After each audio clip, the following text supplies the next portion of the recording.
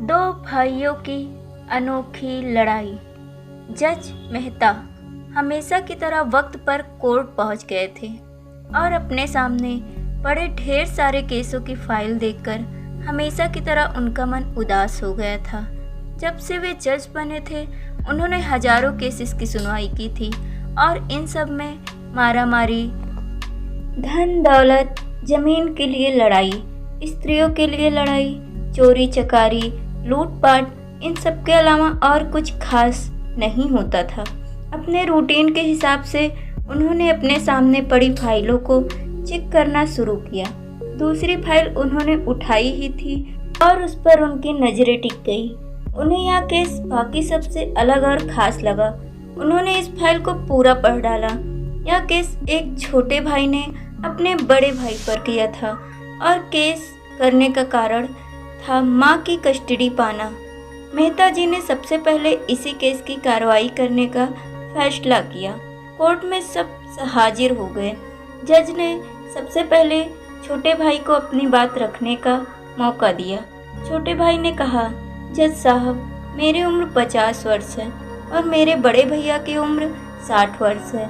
हमारी माँ जो 90 साल की हैं वह बड़े भाई के साथ ही रहती हैं, लेकिन अब मैं चाहता हूँ कि माँ बाकी के बच्चे वर्ष मेरे साथ रहकर बिताएं।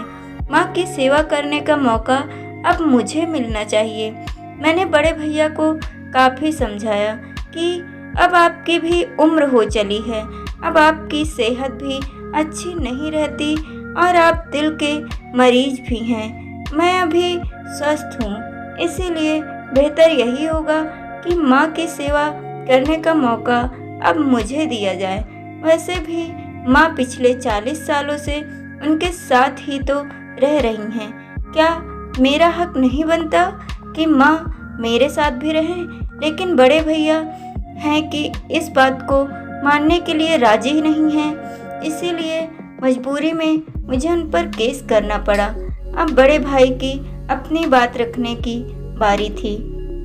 बड़े भाई ने कहा, यह बात सच है कि मेरी उम्र 60 साल है।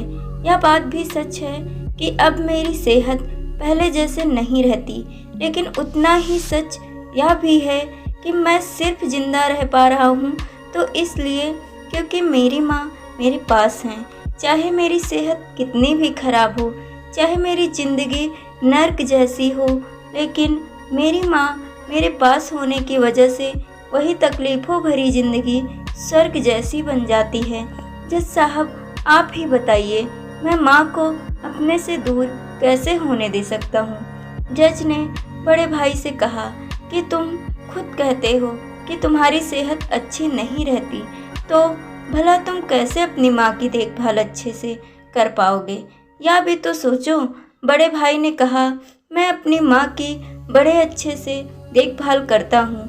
आप माँ से भी पूछ सकते हैं और अगर वो खुद कहें कि उन्हें मेरे साथ नहीं रहना तो आप बेशक उन्हें मेरे भाई के साथ भेज दीजिए। जज को यह बात ठीक लगी और उन्होंने माँ को अदालत में बुलाने का फैसला किया। 90 साल की बूढ़ी माँ बड़ी ही कमज़ोर थी। वो जैसे तैसे व्हील चेयर से अदालत में आई। जज साहब ने उनसे उनका फैसला पूछा तो माँ ने कहा कि मेरे लिए दोनों ही बच्चे समान हैं।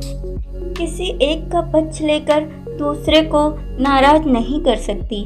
आप तो जज हैं, आप तो ऐसे फैसले हमेशा लेते हैं। आप जो भी फैसला लेंगे वह मेरे लिए आखिरी फैसला होगा और मैं चुपचाप उसे मान लूँगी। जज साहब बहुत परेशान हो गए। उन्होंने अपनी पूरी ज़िंदगी में ऐसा अनोखा केस कभी नहीं देखा था। हमेशा दो भाई अपने माता पिता को एक दूसरे पर थोपते। एक कहता तुम रखो तो दूसरा कहता तुम ही रखो। जज का आश्चर्य तब और भी ज़्यादा बढ़ गया जब उन्हें पता चला कि माँ के पास दोनों बेटे को वसीयत में देने के लिए फूटी कौड़ी भी नहीं थी। बड़े सोचने विचारने के बाद जज ने फैसला किया कि माँ को अब छोटे भाई को सौंप देना चाहिए। ये फैसला सुनते ही बड़ा भाई जमीन पर बैठ पड़ा और फूट फूट कर रो पड़ा। उसे रोता देख कोर्ट में हाजिर सभी के साथ जज की भी आंखों में आंसू बह निकले।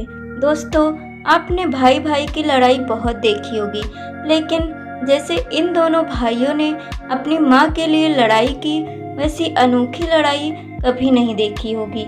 इस कहानी में और इन दोनों भाइयों में हमें सीखना चाहिए कि अपने माँ बाप का कर्ज कैसे उतारा जाता है और माँ बाप की सेवा कैसे निस्वार्थ भाव से की जाती है। तो दोस्तों, अगर आपको ये कहानी पसंद आई हो तो वीडियो को लाइक करें, अपने दोस्तों के साथ शेयर करें और चैनल को सब्सक्राइब करें। धन्यवाद वीडियो देखने के लिए।